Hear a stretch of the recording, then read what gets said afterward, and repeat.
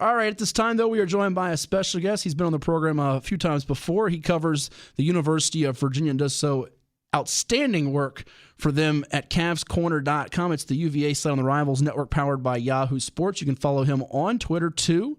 Yeah, he's on Twitter at Cavs_corner. We say hello to our pal Brad Franklin here on ESPN Radio 94.1. Brad, good to have you on the show. Since we last spoke in April, how much has changed in your world? It's funny how things can feel like nothing's changed and yet everything's changed. I feel like that's the way I would kind of describe it. I feel like a lot has changed, but at the same time, we're all kind of still in the same reality. For Virginia, knowing what the schedule is going to be this year, and certainly their recruiting classes has grown since then. I think on the basketball side, Tony Bennett and his folks would love if their recruiting class had grown a little bit, but all in all, it's been an interesting couple months, let's just say it like that. Yeah, for sure. And we'll dive in maybe if we have some time on the basketball front because they got a big key player coming back in Jay Huff. But today the major news is that the ACC has released the schedule. We knew about the opponents they were going to play in this 10+1 model that Notre Dame is now a part of the league. I'll get your take perhaps on that too. However, we've got the matchups in front of us for the new schedule in terms of the dates and in the order that they will play each other. What's your takeaway, and specifically when it comes to UVA as well? Man, I kind of felt, when they released the matrix last week that showed, okay, these are going to be the opponents. And folks who listen to my podcast will know we had a, pretty deep debate last night about whether the +1 would even +1 or not. Like if, right. When the SEC decided, hey, we're not going to play anything other than conference games, I thought for sure the +1 was probably going to be gone. But it looks like it's not. It looks like, at least as of now, the most of the league is scheduled. And I think right now, Clemson and North Carolina are the two schools waiting to schedule their, potential non-conference games. But for UVA, the idea, that they were going to lose Pitt, they were going to lose Georgia Tech, but they were going to add Florida State, they were going to add Boston College, they were going to add NC State, and they were going to add Wake Forest. For an ACC purist like myself, that hey, I'm all about that. Like, okay, cool, that's cool. Let's get as many old school ACC matchups as I can get. So to see, that they're going to get Tech in week 2, I think that was probably the big surprise for me. I thought even if, the ACC goes and changes the schedule, I figured there would still be some sense of normalcy, right? So even if you added some new games and moved some things around, I felt like, there were a couple of lampposts that would probably, be pretty deep in the ground. And so to see that one move, this is the earliest that UVA and Tech will have played in a season since 1987. It's only, I think, the 6th time they've played this game in September. Certainly not, I don't know if they'll let us, if they let media go to games, but, my experience typically going to Blacksburg is it's always cold and it's always windy. The idea of going September the 19th, probably not going to be cold and probably not going to be windy. No. But, I think you look at the schedule, they get this key 3-game homestand. Starting on Halloween, and in a league where they are, they were in the conference championship game last year, and certainly would love to go back. That 3-game homestand, Halloween against Carolina, the next week against Louisville, and the next week against Duke. That just feels like a must-win trio right there.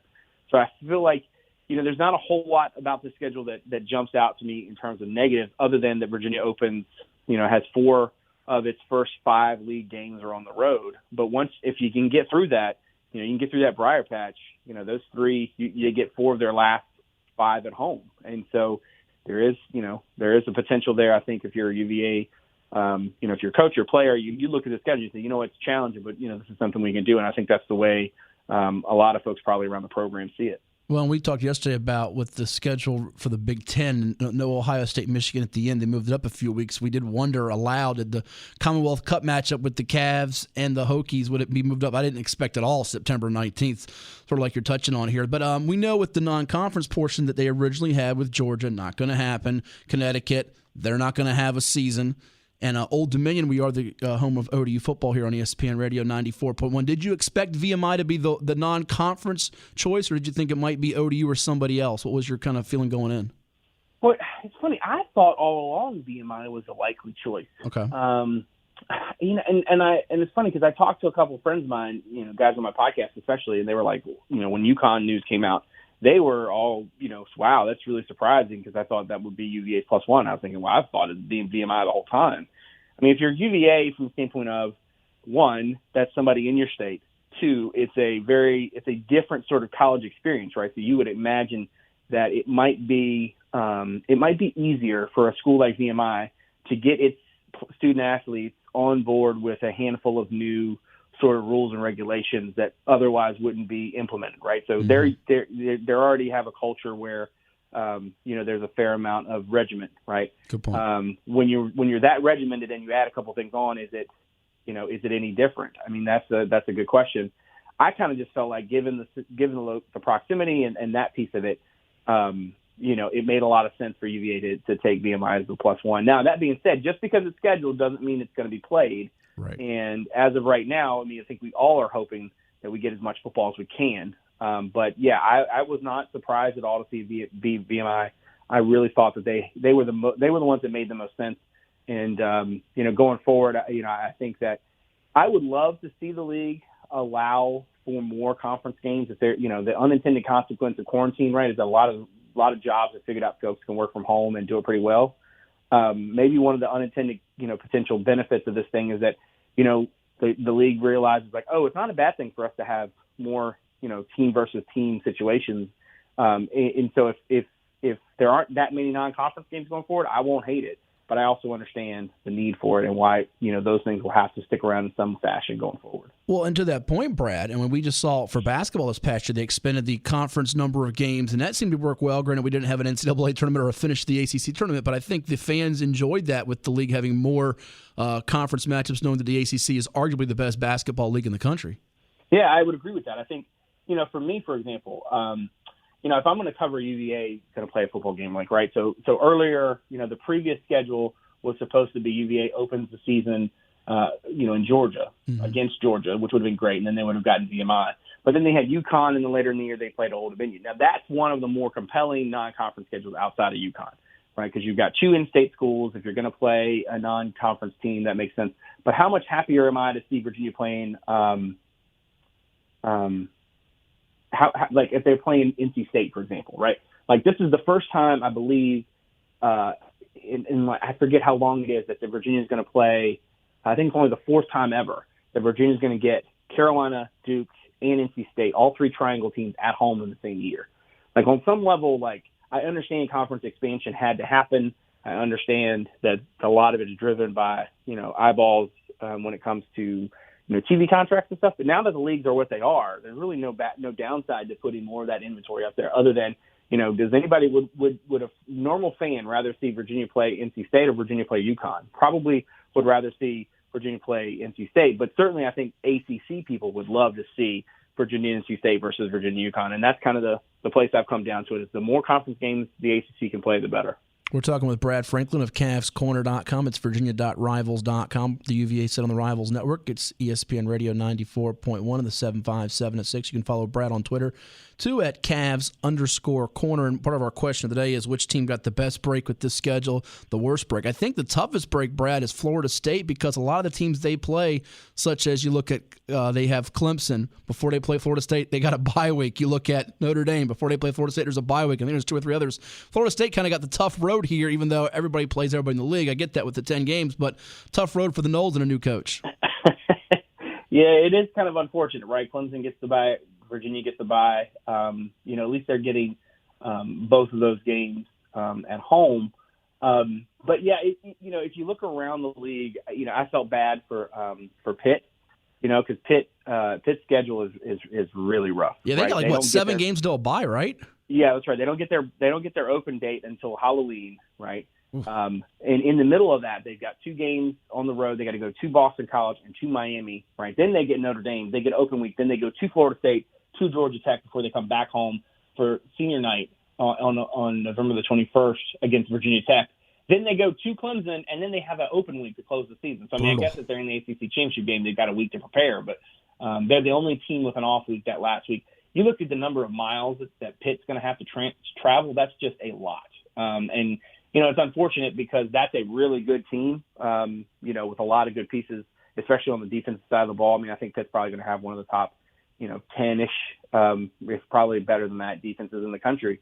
I think they're probably the team that most got, has the most to crow about. I feel like you look at that schedule and it's really difficult, and the number of miles that they have to travel basically from mid-October on. It's nice that they get to open the season with 4 games at home in a row. And theoretically, of course, we all understand that there's a chance that half or some or part or none of this gets played. But if it goes to as it's described, man, that's a brutal schedule. I feel really bad for Pittsburgh. Other than that, Virginia Tech's schedule, for example, they get Virginia and NC State right off the bat, and then they get an open week in week 3 as well, before they've got to go on the road to the Triangle a couple of times. They get 4 of their next 5 on the road. So Virginia and Virginia Tech both have similar sort of situations with the road versus home balance. So in a way, the fact that there is a schedule in and of itself is kind of nice. And it's good to be able to now have the dates and the locations and stuff. But frankly, man, I'm just hopeful that there will be football. I just want there to be football. It's nice to be talking about actual football and not just talking about whether they will or won't. So good on the league to hurry up and get this thing out there, and especially to have a lot of those non-conference games already filled in. I'll finish up with you on one football thing and one basketball thing in a moment. But last one here in terms of the, question marks, if you will. We've seen in recent days here, Brad, Virginia Tech corner Caleb Farley, Minnesota wide receiver Rashad Bateman, and just last night, or this morning, it was confirmed Micah Parsons, the outside linebacker, a top 5 prospect by many of the boards from Penn State. All the best players at their positions. Some of the guys here we mentioned with pro aspirations, of course, deciding to opt out. Are these isolated cases, or do you see a trend developing and could even affect a school like UVA? I think it certainly could, and I don't think they're necessarily isolated. I do think there's a little bit of a snowball effect in the sense that, like, if you are a potential first-round draft pick and the other potential first-round draft picks are sitting out, you have less incentive to play, right? The whole idea why you would play is because you would want to prove, your worth, prove that you should be, higher, so to speak, than the other guys. At this point, if you're a highly projected guy, the opportunity to sit out makes it, the more they go, the more attractive it becomes, because then you're talking about maybe you could get the whole first round, So you're talking about Greg Rousseau down in Miami, who's probably pound for pound the best defensive end in the country. You're talking about Brando Moore, you mentioned. I do think you're going to see more names. I would not be surprised if just about every team has a guy or two. I think for this specific purpose, in terms of guys who are looking at the next level, who want to protect that opportunity and make sure that they're not putting themselves in any sort of bad situation. I don't know if there's a guy on UVA's roster that I would think of from that standpoint. Charles Snowden is probably the guy right now who has the highest, potential from that level. He hasn't sort of intimated anything of that. And frankly, I think he's a guy who probably needs to put some more film out there. Guys, at the next level probably want to see him do a little bit more. He's primed for a pretty big senior season. He'll go if he gets an invite to the combine. He's the type of guy who will just absolutely blow scouts away. But he needs to put some film out there, especially playing that outside linebacker spot at Virginia, getting after the quarterback's great. You got to be able to stop the run at the next level. You got to be able to do a little bit more than just create chaos. Chaos is great, and certainly personnel people love chaos, but you need to also be able to prove that you can do it on the other downs as well. So I feel like for a guy like him, maybe the opportunity to come and play is actually more advantageous than sitting out. But you know what? What remains to be seen. We'll have to sit back and sort of let's see how these next few weeks go. Yeah, for sure. And this one sort of a bleeds into the basketball too, Brad. Now the job of a coach is so much more challenging, I feel, than it was 5-10 years ago, as we're in this technology age. We got all the social issues. We got this pandemic that's taking place here. And UVA football, recruiting-wise, has done a really nice job here. They've got 20 total commitments. They're ranked 23rd in the nation by Rivals.com. In the last 2 years, people were saying, what's Bronco going to do with in-state players? He hasn't gotten any. Well, he's gotten a good number of in-state players this year. And you look at the roster now, you got to take inventory because you got guys that could opt out. You got guys that can transfer. All these different things in college sports. And I think it's even more convoluted and calculated when it comes to basketball. But I feel like he and the staff have to like where they sit because they got about 6-7 projected, I think, senior starters on defense. I think they're filling some holes, and they got a lot coming back for offense beyond 2021. So kind of what's the assessment and feeling with the recruiting vibe? It's pretty good right now, or? Yeah, I think they've done a really nice job. I think they've done they needed some help in the trenches. Certainly offensive line, defensive line, they are typically, for programs like Virginia, when you're trying to rebuild, they're the ones that are the hardest, right? Because rankings are in and of themselves when it comes to the trenches harder. They're in terms of there's just more hits and more misses, right, on the trench, in the trenches on the line. I think over the last maybe 6 or 8 months, Virginia did a really nice job, one, of closing out the kids that they were leading on early, and then two, being able to sort of transition themselves from being, the sort of traditional, hey, you come for a visit, come for a junior day, come for a camp kind of model to, hey, we're going to do the virtual thing. They did a really nice job in June and kind of carried some of that momentum forward. Their class at this point, I think, is pretty solid. They could use a couple of bigger names just to, make things a little bit spicier. But realistically, in terms of what they were looking for from this group, it's exactly what they'd hoped. I kind of think that when you think of Bronco and what he had to do at BYU, managing a roster where you were going to have multiple players every year going on Mormon missions, right? So you were going to have a hole at this spot that you knew was going to be filled eventually, but can't be filled yet. That takes a special kind of thinker, right? Not a lot of coaches could handle the idea. Bronco just signed a 4-star Rivals 100 offensive lineman, Andrew Gentry, last year. Would love to have him coming in right away and being able to play, but he's on his mission. Had been down, I believe he was in South America, but has been called home to Utah. So he's serving his mission, but he is at home. But I mean, that's the thing now. You're going to wait for that really talented tackle to get on your campus, and I think that's one of those things that not many coaches have had to deal with. So I think you're talking about, the roster. I mean, succession planning is Broncos like bread and butter, and he talks about it kind of all the time. I think once they're in a place to do that on the offensive front, that's when the thing really gets going for them. I think they've done a really nice job to this point, especially thanks to Bryce Perkins having some success on the field. They've turned that success on the field into success on the recruiting trail. Now the question is, can they keep adding those pieces in that succession? The offensive lineman in this class, especially Logan Taylor up at Episcopal, I mean, that's a really talented kid who basically fits them exactly to a T. Canadian native who I think, with his size is perfect for what they want.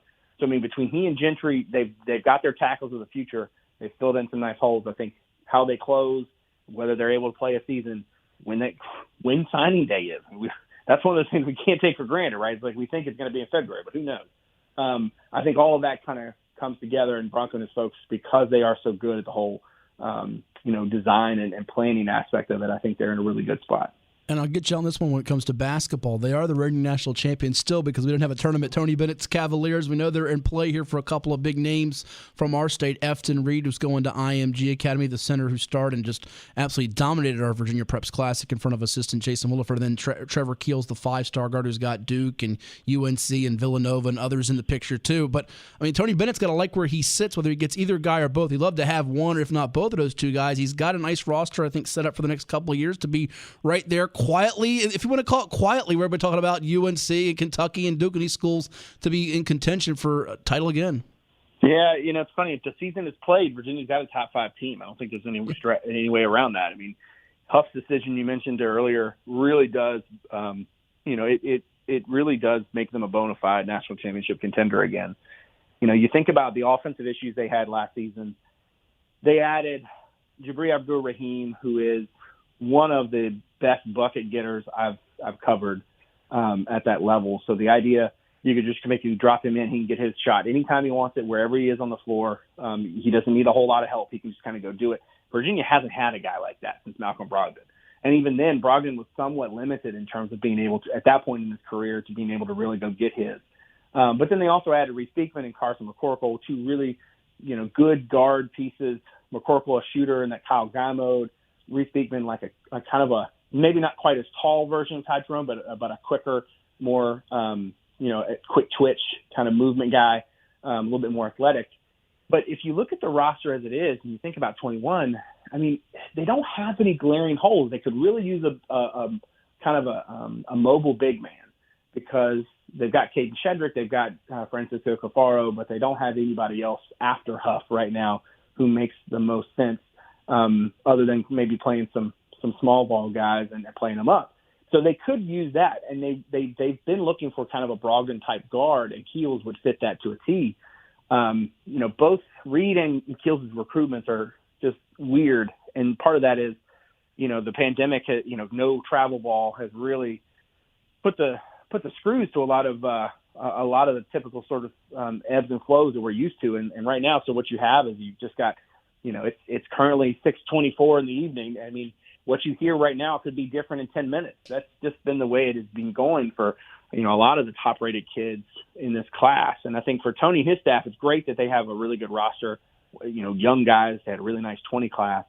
In a lot of ways, they're set up just as well in 2022, especially in state with the Taylor kid and Tyler Nickel and stuff. So, I mean, in a way, it's almost like they would like to go ahead and hurry up and get this thing going so they can start focusing on, the future. But realistically, Tony and his staff do such a good job on an evaluation standpoint that they were ahead of the game for 20.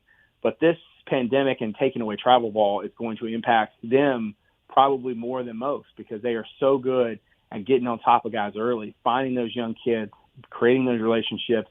Once that first day, whether it's June 15th this year where guys could get called from the next class, that's typically a really busy time for them.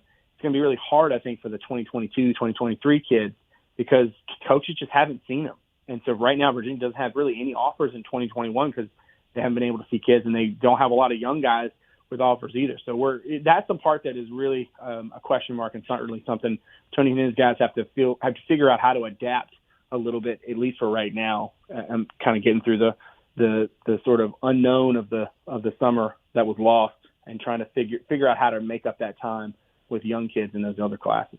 He's Brad Franklin of CavsCorner.com, the UVA site on the Rivals.com network, giving you all the latest and greatest when it comes to the Wahoos and recruiting news. Thank you so much, my friend. We'll keep in touch, and you stay safe and well, all right? Sounds good, Matt. Take care, buddy.